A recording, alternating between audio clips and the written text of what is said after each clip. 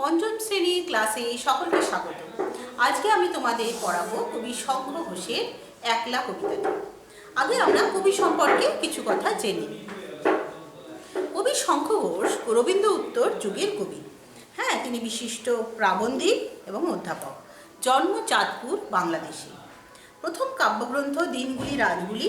এছাড়াও লিখেছেন নিহিত পাতাল ছায়া, বাবরের প্রার্থনা, পাঁজরে দ্বারের শব্দ ইত্যাদি। ছোটদের জন্য লিখেছেন ছোট্ট একটা স্কুল, অল্প বয়স, কল্প বয়স, শব্দ নিয়ে খেলা, সকালবেলার আলো, সুপুরি বনের শাড়ি, শহর পথের ধুলো ইত্যাদি। প্রবন্ধের বই হিসাবে কালের মাত্রা ও রবীন্দ্র নাটক, ছন্দময় জীবন ইত্যাদি উল্লেখযোগ্য। পাঠ্য কবিতাটি তার আমায় তুমি লক্ষ্মী বলো এই কাব্যগ্রন্থ থেকে নেওয়া হয়েছে বা এই কবিতার বইটি থেকে নেওয়া হয়েছে। আচ্ছা, 10 নম্বরে তোমাদের যে 3টে প্রশ্ন আছে এটা আমি তাহলে পরে আলোচনা করব। শঙ্খ ঘোষ সম্পর্কে আমরা কিছু কথা শুনলাম, এবার তার লেখা যে একলা কবিতাটি আমাদের পাঠ্য সেটা আমরা একটু পড়ে শুনি। আমি যখন একলা থাকি তখন কি আর একলা থাকি, জানো তখন সঙ্গে থাকে কারা? পড়ে যাবে, পড়ে যাবে। থাকে সবুজ গাছপালা আর তার ভিতর চলে যাওয়ার পথও থাকে, ঠিক যদি দিই সারা। পড়ে যাবে।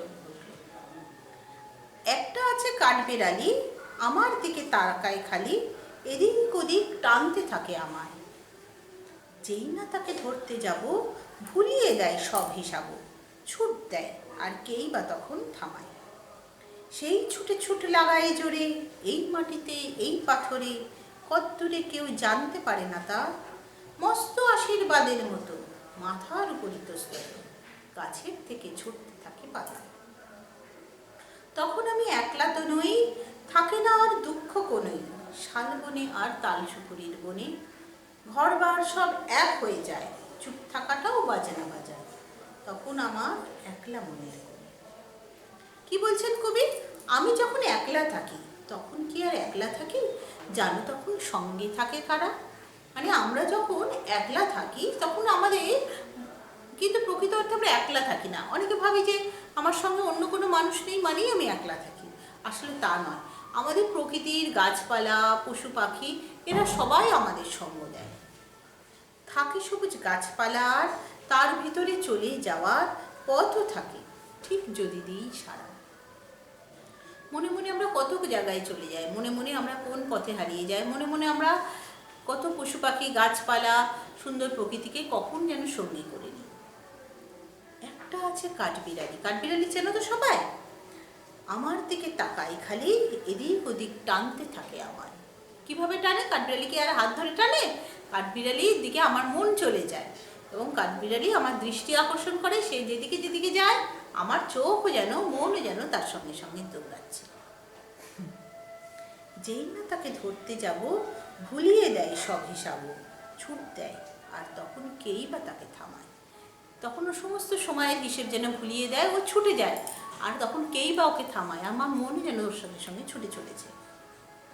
সেই ছুটে ছুট লাগায় জোরে, এই মাটিতে এই পাথরে, কদ্দূরে কেউ জানতে পারে না তা। মস্ত আশীর্বাদের মতো মাথার উপর ইতস্তত, গাছের থেকে ছুটতে থাকে পাতা। মনের পথে কাঠবিড়ালি দৌড়াচ্ছে, আমি পেছন পেছন দৌড়াচ্ছি। সে কোথায়, কোন পথে, কোন পাথরের ওপর দিয়ে দৌড়ে দৌড়ে চলেছি। তখন যেন মানে আশীর্বাদের মতন গাছের থেকে পাতা আমার মাথার উপরে ঝরে পড়ে। জঙ্গলে কি থাকে? নানান রকম গাছপালা, আর গাছপালার পাতা তো ঝরে পড়েই। তখন আমি একলা তো নই, থাকে না আর দুঃখ কোনই, শালবনে বা তালসুপুরির বনে।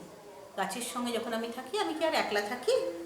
ঘরবার সব এক হয়ে যায়, চুপ থাকাটাও বাজনা বাজায়, তখন আমার একলা মনের কোণে। ঘরবার মানে ঘর এবং ঘরের বাইরে সমস্ত যেন এক হয়ে যায়। এই যে চুপ করে থাকাটাও যেন বাজনা হয়ে বাজে আমার কাছে, তখন আমার একলা মনের কোণে। মানে আমার যে মনের সঙ্গোপনে একলা মন, সেখানে যেন বাজতেই থাকে গাছের পাতার শব্দ, পশু পাখির ছোট ছোট পায়ের শব্দ, সব কিছু, পাখির কিচিরমিচির ডাক, তারা সবাই যেন বাজনা হয়ে আমার মনের মধ্যে বাজতে থাকে। আচ্ছা, এবার আমরা হাতে কলমেতে চলে আসি 120 পাতায়। 1 নম্বরে নিজের ভাষায় লেখো, তুমি কখন একলা থাকো। সবুজ গাছপালার ছাওয়া পথ তুমি কোথায় দেখেছো, সে পথে চলতে তোমার কেমন লাগে। কত রকমের পাথর তুমি দেখেছো। গাছের থেকে কোন ঋতুতে পাতা ঝরে। আচ্ছা, প্রথম 3টে প্রশ্নের উত্তর তোমরা নিশ্চয়ই নিজেরা চিন্তা ভাবনা করে লিখবে। আর গাছের থেকে কোন ঋতুতে পাতা ঝরে আমরা সবাই জানি, এটা হচ্ছে 1-এর 4 প্রশ্ন। শীত ঋতুতে গাছের থেকে পাতা ঝরে পড়ে, তাই না?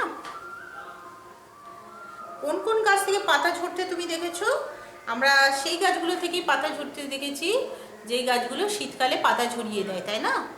সেই গাছগুলো যেমন দেবদারু, নিম, হ্যাঁ, অ্যালামুন্ডা ইত্যাদি গাছের পাতা শীতের সময় ঝরে যায়। সব গাছগুলোর পাতা ঝরে না। কোনো কোনো গাছ হয় চিরহরিৎ, তারা সারা বছরই সবুজ থাকে।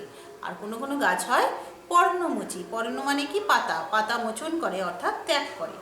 এই গাছগুলো, সেই পর্ণমোচী বৃক্ষগুলোই শীতকালে তাদের পাতা ঝরিয়ে ফেলে। আচ্ছা, 1-এর 5, গাছ আমাদের কি কি দেয় তা 5টা বাক্যে লেখো। গাছ আমাদের কি কি দেয় এটা মনে হয় আমরা সকলেই জানি। ফুল, ফল, অক্সিজেন, আসবাবপত্র, এইসব ইত্যাদি নানান জিনিস দেয়। এগুলোকে সাজিয়ে তোমরা 5টা বাক্যে লিখবে। গাছ প্রকৃতির ভূমিক্ষয় রোধ করে, বন্যা রোধ করে, শিকড়ের সাহায্যে মাটিকে আঁকড়ে ধরে থাকে। গাছের পুরো থেকে, মৃত গাছ থেকে কাগজ তৈরি হয়, সেই কাগজ থেকে আমরা লিখতে পড়তে পারি। পশ্চিমবঙ্গের কোন জেলায় শালবন রয়েছে। পশ্চিমবঙ্গের রাঢ় অঞ্চলে, তোমরা রাঢ় অঞ্চল সম্পর্কে নিশ্চয়ই কিছু জানো। বীরভূম, বাঁকুড়া, মেদিনীপুর, বর্ধমানে শালবন দেখতে পাওয়া যায়। আচ্ছা, শাল গাছ তোমরা দেখেছো, বড় বড় পাতা হয় আর বেশ সবুজ ধরনের একটা, প্রথমে সাদা সাদা ফুল হয়, তবে সবুজ রঙে ছোট্ট ছোট্ট ফল হয় এবং বেশ ফলগুলো বেশ ঝাড়বাতির মতন দেখতে লাগে। ফল ফুল নিয়ে যে মঞ্জরিটি হয় শাল গাছে, আর খুব উঁচু লম্বা গাছ হয়। আর তো বলছে যে, জিজ্ঞাসা করছে শাল পাতাকে মানুষ কীভাবে ব্যবহার করে। শালবনে শাল পাতা রয়েছে, শাল পাতা থেকে থালা, বাটি ইত্যাদি তৈরি হয়। অনেক সময় নিমন্ত্রণ বাড়িতে আমরা শাল পাতার থালা দেখি। আমাদের ছোটোবেলায় শাল পাতাতে করেও মিষ্টির দোকানে মিষ্টি, সন্দেশ এ সমস্ত দেওয়া হতো। বাজনা শব্দটা শুনলে তোমার চোখে কোন কোন ছবি ভেসে ওঠে। কোন কোন বাজনার নাম তুমি জানো, কোন কোন বাজনা বাজতে তুমি দেখেছো। বাজনা শব্দটি হলে আমাদের বিভিন্ন দুর্গাপুজোর প্যান্ডেল, স্বাধীনতা দিবসের কুচকাওয়াজ, বিয়েবাড়ির ছবি ভেসে ওঠে, কারণ এইগুলোতে আমরা বাজনা শব্দ শুনতে পাই। বিভিন্ন ধরনের গানের অনুষ্ঠানগুলোতেও বাজনা শব্দ শুনতে পাই। আচ্ছা, কী কী ধরনের বাজনা? তবলা, ঢাক, বাঁশি, ঘুঙুর, হারমোনিয়াম, গিটার, বেহালা, সেতার, বীণা, জল তরঙ্গ, একতারা, ডুগডুগি, তো অনেক রকম বাজনার শব্দ আমরা শুনেছি, দেখেছি। আচ্ছা, 2 নম্বর, নিচের কথাগুলি তুমি মুখে যেভাবে বলতে সেইভাবে সাজিয়ে লেখো। ভুলিয়ে দেয় সব হিসাব, ও সব হিসেব ভুলিয়ে দেয়। এইভাবে বাকি দুটো তোমরা করে ফেলবে। 3 নম্বর, নিচের এলোমেলো শব্দগুলো সাজিয়ে দেখো চেনা চেহারা পাও কিনা। শব্দগুলো সাজিয়ে শব্দ তৈরি করে ফেলবে, বর্ণগুলো সাজিয়ে শব্দ তৈরি করে ফেলবে। ইতস্তত মানে এখানে ওখানে। আচ্ছা, এদিক ওদিক এই কথাটা এক ধরনের শব্দেরা যেমন পাশাপাশি বসে আছে, সেই রকম পাশাপাশি বসে থাকা শব্দ পারলে নিজেই লেখো, নয়তো খুঁজে নাও শব্দ ঝুড়ি থেকে। এখানে আছে এপার ওপার, সেকাল একাল, এরকম সেরকম, এখানে ওখানে। আচ্ছা, ঘর বার এরকম পাশাপাশি বসে থাকা উল্টো কথা হয়, তাই না? সেই উল্টো কথা তুমি কটা জানো? সাদা কালো, ওঠা নামা, আলো আঁধারি, ছোট বড়, ওপর নিচ, অন্তরে বাহিরে, দেওয়া নেওয়া, জোয়ার ভাটা, চলাচল, আকাশ পাতাল, লাভ লোকসান, জল স্থল, জীবন মরণ ইত্যাদি ইত্যাদি প্রচুর শব্দ হয়। আমরা অনেক উল্টো কথা অনেক সময় পাশাপাশি বসে আমরা বলি। ভালো মন্দ শব্দচুরি থেকে খুঁজে বার করে নিয়ে নিচের কোন শব্দটার সঙ্গে অন্য শব্দটার বিপরীত সম্পর্ক আছে লিখো। এটা তোমরা নিজেরা খুঁজে নিয়ে মিলিয়ে লিখবে, বিপরীত অর্থে মিলিয়ে লিখবে। আচ্ছা, 7 নম্বর, নিচে দাগ দেওয়া শব্দগুলি দেখে বিশেষ্য বিশেষণ আলাদা করে লেখো। এটা তোমরা নিজেরাই লিখে নেবে, কোনটা বিশেষ্য কোনটা বিশেষণ এটা লিখে ফেলবে। 8 নম্বর, নিচে বিশেষ্য শব্দগুলোকে বিশেষণে বদলালে কি হবে। গাছ, গেছো, এটাও তোমরা শব্দজুড়ি থেকে ম্যাচ করে লিখে নেবে। 9 নম্বর, তুমি যখন একলা থাকো তখন তোমার কেমন লাগে। মন খারাপ লাগে, ভয় করে, ভালোই লাগে, ইচ্ছে করে অন্তত 2-1 জন প্রিয় বন্ধুর সঙ্গে থাকো। এটা শুধুই তোমার নিজের অনুভূতির কথা, তোমার কেমন মনে হয় তুমি নিজে গুছিয়ে সেই কথাগুলো লিখবে। কোন গাছ তোমার সবচেয়ে পছন্দের, সে গাছকে তুমি দেখেছো, কেন ওই গাছকেই সবচেয়ে ভালো লাগে তোমার। এবং গাছটাকে কেন ভালো লাগে তার কারণ তোমাকে লিখতে বলা হয়েছে। কেন কোন গাছ ভালো লাগে? পলাশ গাছ যেমন বেশ ভালো লাগে সুন্দর লাল ফুলের জন্য। গ্রীষ্মকালে যখন পলাশ ফুল ফুটে থাকে মনে যেন লাল রঙের ঝলকানি সমস্ত গাছটা জুড়ে। তো যার যেই গাছ ভালো লাগে, আমাদের স্কুলে আছে অমলতাস গাছ, সেই গাছটা খুব সুন্দর। সেই সম্পর্কে তোমরা নিজেদের অনুভূতির কথা জানাবে। কেমন বন্ধু তোমার ভালো লাগে, এটাও তোমার নিজের অনুভূতির কথা, সেটা তোমরা নিজেরাই লিখবে। এবারে আসছি আমরা 11 নম্বর প্রশ্নের উত্তরে। না, 10 নম্বরে আসি। কবি শঙ্খ ঘোষের প্রথম কবিতার বই কোনটি? কবি শঙ্খ ঘোষের প্রথম কবিতার বই হলো দিনগুলি রাতগুলি। তার লেখা দুটি ছোটদের বইয়ের নাম লেখো। তার লেখা দুটি ছোটদের বই হলো শব্দ নিয়ে খেলা ও শহর পথের ধুলো। আচ্ছা, একলা কবিতাটি তার কোন কাব্যগ্রন্থ থেকে নেওয়া হয়েছে? আমায় তুমি লক্ষ্মী বলো এই কাব্যগ্রন্থ থেকে কবি শঙ্খ ঘোষের একলা কবিতাটি নেওয়া হয়েছে। আচ্ছা, কবি যখন একলা থাকেন তখন তার সঙ্গে কারা থাকে? কবি যখন একলা থাকেন তখন তার সাথে কাঠবিড়ালি, সবুজ গাছপালা প্রভৃতি থাকে। আচ্ছা, 11.2 কবিতায় বর্ণিত কাঠবিড়ালিকে ধরতে পারার চেষ্টায় কবি সফল হন কি? কবিতায় বর্ণিত কাঠবিড়ালিকে ধরতে গেলে দেখা যায় কাঠবিড়ালি সব হিসাব ভুলিয়ে ছুট দেয়, কবিতার পেছনে দৌড়তে থাকে এবং শেষ পর্যন্ত ধরতে পারেন না। কবি কোন বিষয়কে মস্ত আশীর্বাদ বলেছেন? কবি যখন বনের পথে কাঠবিড়ালির পিছনে ধাওয়া করেন তখন গাছের পাতা ঝরে পড়ে তার মাথার উপর, একেই কবি মস্ত আশীর্বাদ বলেছেন। কবির মনে কখন আর কোনো দুঃখই থাকে না? যখন কবি দেখেন গাছপালা কাঠবিড়ালি সবাই তার সঙ্গে আছে তখন তার একলা থাকার কোনো দুঃখ থাকে না। চুপ থাকাটাও কিভাবে কবির মনে বাজনা বাজায়? কবি যখন চুপ করে থাকেন তখন মনে হয় বাইরের প্রকৃতি যেন তাকে সঙ্গ দিচ্ছে এবং তার কাছে ঘর বার সব এক হয়ে যায়। প্রকৃতির সব কিছু তার মনে বাজনা বাজায়।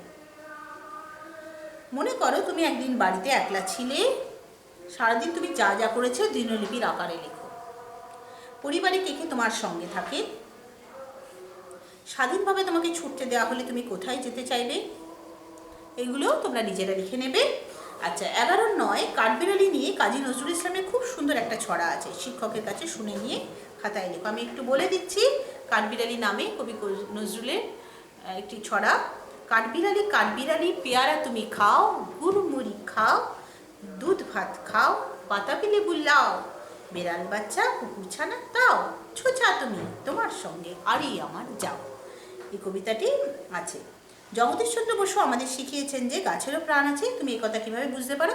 গাছ ছোট থেকে বড় হয়, বীজ থেকে বাড়ে, গাছের ফুল ফল হয়, এগুলো থেকে আমরা বুঝতে পারি গাছের জীবন আছে। আচ্ছা, তোমার পরিবেশে তুমি কোন কোন কীটপতঙ্গ পশু পাখি দেখতে পেয়েছো সেটাও তোমরা নিজেদের চারপাশে যা দেখেছো বলবে। আর 11-12টা তোমার নিজেরাই আলোচনা করে লিখতে পারবে। সবাই ভালো থেকো। জয় হিন্দ।